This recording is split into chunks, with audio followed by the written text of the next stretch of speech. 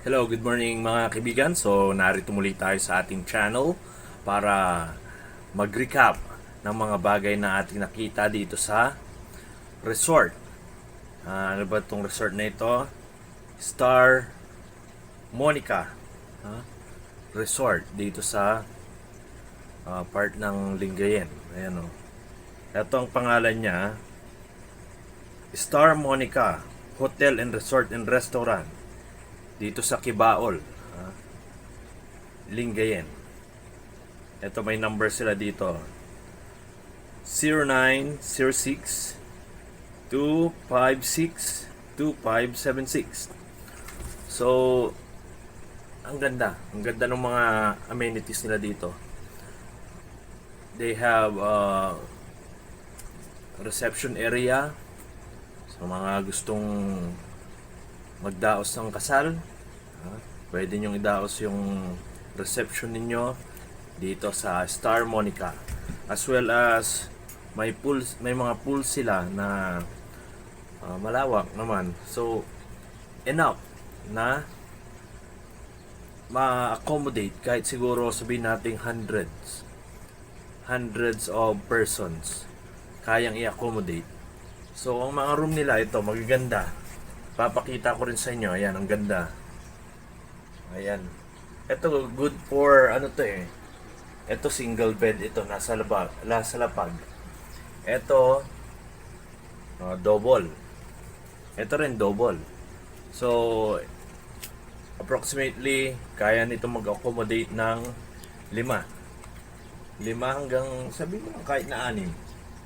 2, 4, 5 katao. 5 hanggang 6 na katao. At ito, meron silang CR dito. Ipapakita ko rin sa inyo. Ang ganda. Ang ganda ng mga amenities dito. This is aircon, fully air conditioned. As well as, meron siyang television. Meron siyang ang hallway niya dito, ang ganda. Kasi para siyang nasa ibabaw ng mga ng ilog. Ano? Kasi ito, parang kangkungan ito noon eh. Itong buong compound ng Star Monica Hotel, or resort, hotel resort. Kangkungan lang ito noon, pero tignan nyo, napaganda nila. So, ang ganda. And continuous ang kanilang, ang kanilang construction ng iba't ibang buildings para mas lalo sila maka-accommodate ng mga tao. So dito tignan nyo itong room namin. This is parang ang ambience niya is para kang nasa probinsya. Kasi tignan nyo, bamboo made siya, pero syempre hindi naman talaga siya actually bamboo made. Gawa siya talaga sa semento. Pero syempre, to give the feeling of something like tropical atmosphere, or para bang nasa probinsya ka. Yan. May mga sila, kahit yung pinto nila. Ipapakita ko rin sa inyo mamaya yung daan dito. Ang ganda. Yung daan nasa ibabaw siya. Sabi ko nga sa inyo, parang kangkungan ito noon eh. Nasa ibabaw siya ng tubig. Yung mga rooms dito. So sana mapuntahan nyo ito dito sa Kibaol. Bago, kung galing kayong Manila, bago mag main Lingayen, bago mag town proper ng Lingayen, madadaanan nyo ito. This is along the highway. So kung may bus kayo, let's say nag-trip kayo, let's say church, nag-trip kayo, pumunta kayo dito, nag-field trip kayo, you can stay here. Ang aircon nila, fully air conditioned lahat ng rooms. Maayos. So kung ako, masarap mamasyal dito. And this is just few kilometers away from Lingayen town proper. Kasi sa Lingayen, syempre ang pinupuntahan nila yung nandyan yung Pangasinan, dyan sa beach, sa beach ng Pangasinan. Ang ganda. So, this is just a few kilometers away from Lingayen. Ano pa? So, yung gaya ng sinabi ko sa inyo, yung pool nila, may mga slides. Yung mga slides nila tataas eh. Ha? Talagang kung ikaw ay isang tao na adventurous, pupunta ka dito at makakapag-slide ka sa mga ano nila, sa slide, sa pools nila. Okay? And kung gusto mong magkaroon ng time to relax from the hectic time or from work, let's say palaging hassle ang ano mo, work mo, palagi kang minamadali ng boss mo, ha? Puno ka ng reports, ang dami mong gagawing reports, ng mga accomplishment reports sa mga teachers, okay? Kahit sa mga employees, kahit na employees sa mga opisina. If you want to relax, you can stay here at Star Monica Hotel and Resort. It's very beautiful place to stay in. And if you want your friends, if you want to go with your friends, gaya ng sinabi ko sa inyo, yan, you can stay here. This is almost your 3 by approximately this is 4 meters by 3 meters, I think. Yan. 4 by 3. Napakagandang room. Para sa pamilya, para sa magkakaibigan, magkakabarkada. And look at the maayos ang kanilang CR. If you have belongings, pwede mong ilagay dito.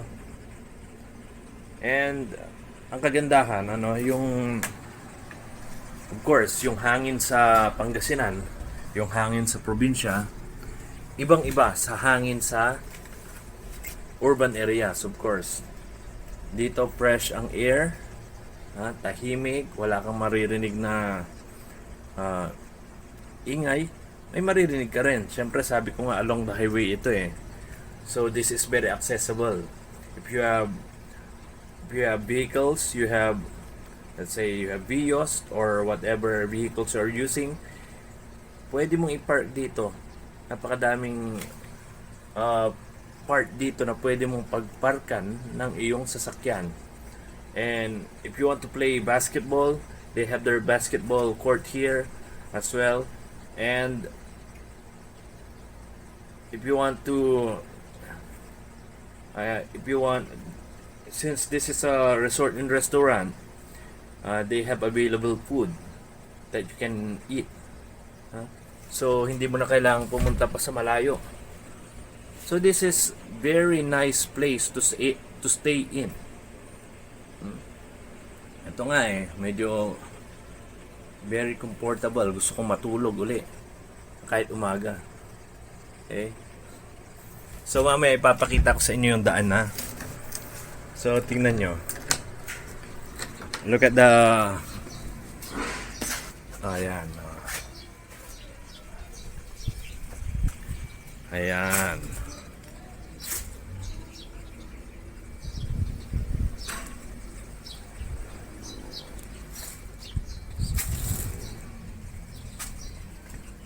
Yan. So I think masyadong na-expose yung cellphone ko sa light.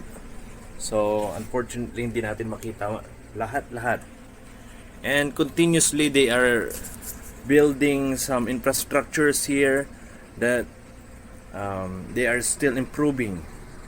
Napakalaki ng investment nila dito sa Star Monica kasi ang dami nilang tinambak dito kasi nga gaya ng sinabi ko sa inyo,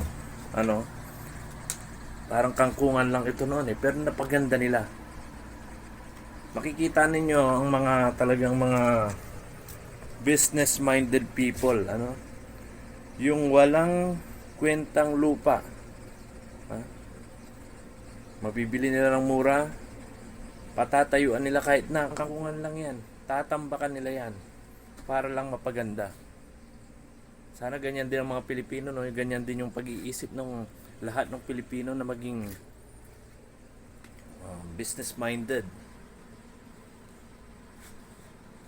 So, I hope makapasyal kayo dito sa Pangasinan. You can stay here at Star Monica Hotel and Resort. So, that's all for now. And as always, have a nice day, everyone. Yan na tayo mga kaibigan. So, tapos na ang isang buong araw natin simula kahapon sa Star Monica Hotel Resort and Restaurant. Tara na pre, na tayo dun sa